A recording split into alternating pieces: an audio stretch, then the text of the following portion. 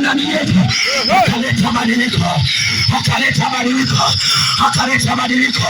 Unaweza ukawa uko ndani ya dini miaka 7 bado haijakubadilisha, lakini kumbe utajua anayebadilisha sio dini. Ni huyo kamanda mwenye nyota Yesu, ni huyo simba wa kabila la Yuda, ni huyo mwanaume wa wanaume, ni huyo Alfa na Omega, ni huyo mwanzo na mwisho, ni huyo baba wa milele, ni huyo mume wa wajane, ni huyo Bwana wa yatima, ambaye yeye ni mfariji, ambaye yeye ni mfariji. Anasema njoni kwangu ninyi mlio na furaha, njoni kwangu ninyi mlio na huzuni, ili nipate kuwapa tumaini njema. Hizi ni siku za mwisho, hizi ni nyakati za mwisho. Angalia vijana walioaibika, ndipo utajua ni nyakati za mwisho.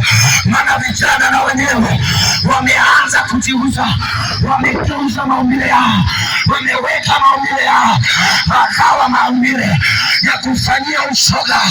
Leo nashangaa kijana anatembelea Prado kwa sababu amejiunga na chama cha kurusha ushoga, ameshakuwa Freemason.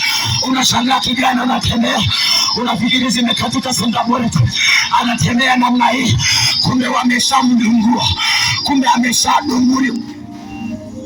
Angalia kijana mwenzako, ukiona amechukia mwambie toka hapa. Mwambie. Ukiona kijana mwenzio amechukia mwambie toka hapa, acha hizo tabia. Umeenda kwa mwanaume mwenzako atakudungua. Nilikwambia tunaanua majambo na tunaanua kwa fujo. Na leo sina sababu ya kusema fulani njoo kuokoka, maana nimeongea sana na wewe, ngoja nikudungue.